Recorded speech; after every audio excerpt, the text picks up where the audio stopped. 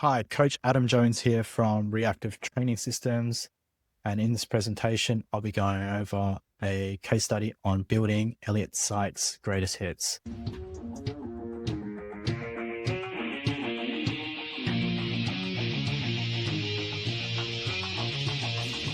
So this will include us going over his training history since back together, collaboration, experimentation, and trial and error on building a reliable peaking process for him, which we used going into Junior Worlds this year, where he had a phenomenal performance. So an introduction on Elliot.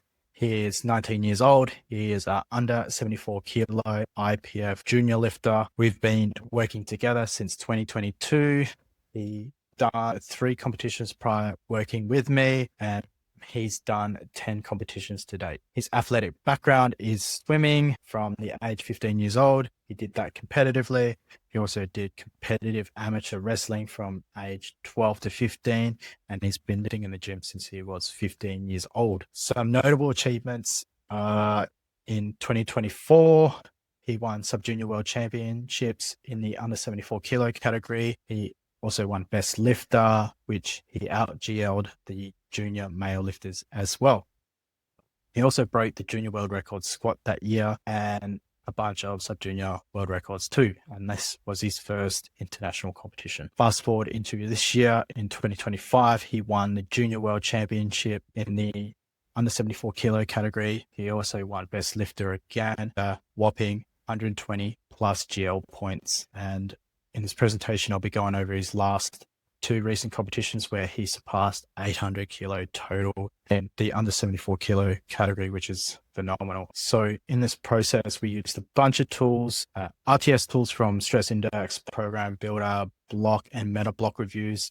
And then other tools we used is collaboration, feedback, video analysis, his Instagram, which he logs a lot of his training on there. And it's good to look back on alongside with Open Powerlifting, just looking at his competition progress and comparing videos, seeing how similar weights have moved in the past to recent and using that as a comparison for progress as well. So over the years, we found that Elliot responds really well to ascending or ramping sets. So what are ascending or ramping sets? They are sets where you do fixed set of reps and the RP ramp up from set to set. So it'll look like triple at 6, triple at 7, and a triple at 8. And then if you do any down sets from there, you'll just minus 5% and do as many down sets as you need to get the right exposure. So we found that he responded really well from reps 3, 4, 5, and 6. So that gives us a huge variety to work with. And we also found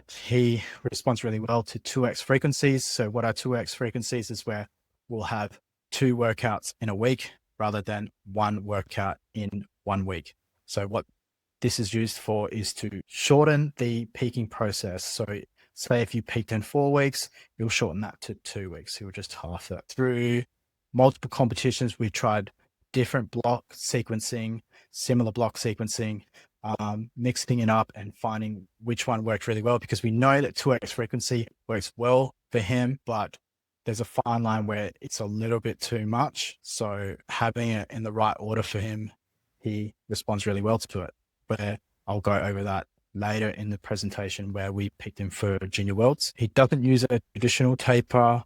He'll do a traditional -1 time to peak, which is where we'll do 1 less exposure going into competition. So for example, he peaks in 5 exposures. So his final block will be 4 weeks, where he'll do his 4th exposure at the start of the week or at the end of the block. And then he will rest 3 days and compete on that 4th day and hit his 5th exposure on competition. His pivots, we found that 409 works really well for him. I'm assuming it's just the desensitization from going moderate to higher intensity to higher rep ranges, lower intensity, and changing up the exercises too.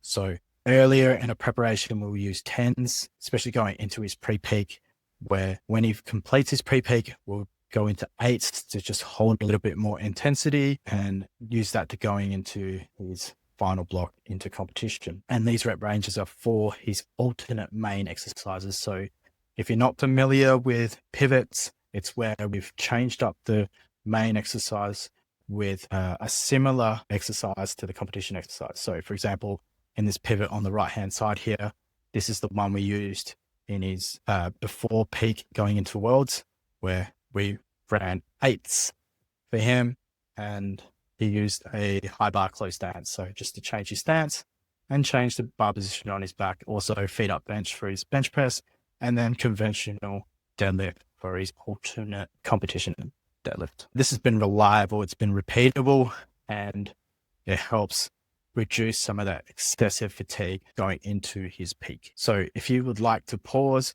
and have a look, this is his pre-peak going into age division nationals this year. So I'll talk you through the pre-peak. The intention here was that we've used ramping triples in the past, and which is the best rep range for him. He responds really well to it, especially for squat. He would hit a squat PI every time we would run this. But on the downside, he will create so much fatigue that it will bleed into his peak, even after a pivot. So I made an assumption here that if we just increase the rep range, maybe that it's enough to reduce some of that intensity going into that peaking phase where, yes, it works really well, particularly for squat, and he doesn't feel so fatigued going into that next block. I'll go over his block review with this as well, which is the workout that I just showed you previously. And this is the response for squat, which is quite a nice peak here. His bench, reasonably okay, a little small drop off at the end, but still a decent amount of gain. And then not so good for deadlift. He kind of peaked early here and dropped off. And I think the reason being is that we were trialing a lot of hook grip practice for him. He couldn't seem to rep the hook grip. It just too much pain for him. His thumbs would get too beat up. So we decided to hook his first rep and then put the straps on and complete the set. And then at the back end of that, we would do 4 singles at the low drop weight to practice his hook grip, and it would be a cluster set. I think maybe that was just too much static stopping and starting rather than just continuously going through reps. I think that played a part of this fatigue here. And we tried something new going into his pre-peak, or his pre-peak going into Junior Worlds, and I'll show you that in a sec. You can look further down that you can see his rate of gain. Decent, still a positive rate of gain at the end of the block. Decent rate of gain for squat, which is almost 20 kilos, and bench, even with that small little dip, nearly, well, just over 11 kilo increase there, which is decent and not too bad of a drop off for deadlifts, just below baseline. Now, this is his peak going into age division nationals. Feel free to pause and have a look through that. So the reason behind the structure, I'll go over that in a sec, is that we did a by 1 at 8, then a triple at 8 plus 2 down sets minus 5% for his competition squat and deadlift. Same thing for bench, but an extra down set there for him. With his SDEs, we get ramping protocols there for that strong exposure for him. We went ramping doubles for his bench and then triples for his squat and deadlift. The reason behind that, we wanted to leverage what worked for him really well was triples, but wanted to see top single first. So we kept that specific competition practice and using that to benchmark. In the past, we did doubles and it seemed to be just too much intensity for him, and then doing the triples beforehand as well. And it was just too much fatigue. So this one seemed like to just hold back that fatigue and build him up nicely into the comp. Not perfectly, but nicely. And then with his SDEs, we maintain some specificity there. He likes to have the SDEs pretty close to the competition exercise. We just add a pause to it. So pause to his squat, extended pause for his bench, and then a pause to deadlift. And he seems to respond well to it too. So his block review here, we'll go briefly through it. So you'll see that there's a slight drop off with squat and then build back up here. The reason behind this little drop off, he had a misgroove. He hit a fan in the gym on his eccentric portion. So I assume that it would have a more of a deep positive trend here. He managed to still execute it, but he still bumped the fan quite aggressively, but strong enough to complete the lift. Bench-wise, decent response, and then his deadlift. So this is not including the competition lifts, but just the training leading in. It's all a positive gain here. Total gain, squat, bench, and deadlift. Seemed like a decent peak, so we decided to run this peak again going into Junior Worlds. His results from the competition, he went 9 for 9, 0.5 kilo PR on his squat with room in the tank, a 7.5 kilo PR for his bench, and a 12.5 kilo PR on his deadlift, which he got a plus 34.5 kilos to his total, which is a huge total increase, and then surpassed 800 kilos with room in the tank. Okay, post nationals, we had an okay amount of time for a turnaround. We wanted to keep a lot of the stuff that we found that worked well in that previous peak, but we made some changes as well. And we wanted to have a short stint or a short block where we weren't hitting higher specificity work. I wouldn't say we did intentionally less specificity here, but we just reduce the frequency of the lifts while doing a 2x frequency. So we decided post nationals to do a kind of a desensitization block, off-season block, where it's a 2x frequency. So we're doing it in a short amount of time. And we've done a similar block to this in the past, which is called Giant. If you've done the classrooms, you'll be familiar with it, or it's very similar to Orc as well, but it's gone into a 2x frequency. So this is one I created a few years back. It's called Balrog, and it's used for this exact reason, to fill in space going into a peaking block where we have an extra 2 weeks or so. But in this situation with Elliot, we wanted to run this intentionally, 2x frequencies going into his peaking block into Junior Worlds. And this was more of like a palate cleanser going into his pre-peak. And the intention was to also drop some of that fatigue and then just add some of that responsiveness going into the next peak. So this is his pre-peak going into Junior Worlds this year. Feel free to pause and have a look. So this is a 2x frequency. You'll see that B1 and B2 at the start of the week. Usually I'll do it A1, A2. For some reason it's this way. I think because I ran a half pivot at the start of this. Anyways, you'll see that we'll repeat the same 2 workouts later in the week. So that's a 2x frequency. We do the same 2 workouts in the week. So we ran that in his pre-peak. So I made some adjustments there to his bench press and his deadlift as well. We didn't ramp his deadlift. We ran a top single at 7 for that hook grip practice, and then sets of 4 after that. But we ran the ramping sets for squat and a different protocol for his bench, where in the past we found that this worked in the past well, which is mixed percentage work with a benchmark triple at 8. So we found that this was an excellent pre-peak progression for squat and deadlift, but we had some issues with bench. He had some nagging pec issue, and the higher frequency did not favor that at all. So we had to do some damage control during that pre-peak, and then that kind of leaked into the peak as well. His response from that block, positive. He had the issues during the middle here where it was lower RPE work, and then he finished the block positively, and then a little bit up and down for the deadlift, but still finished positively here, which at 3.5 positive, and then 13.9 on the squat, 13.7 on the bench. Hey everyone, I'm Mike Touchier. Building training that's actually tailored to your unique training response is the best way to get as strong as you can possibly be.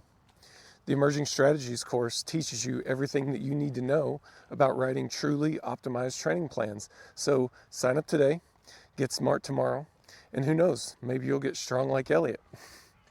I mean, we're all just trying to get strong like Elliot, right? In all seriousness, the Emerging Strategies course teaches you to build training that adapts to you as a lifter, and that's the best way to get as strong as you can possibly be. So make sure to check the link, get all the information, sign up for the course, and we'll see you in the classroom.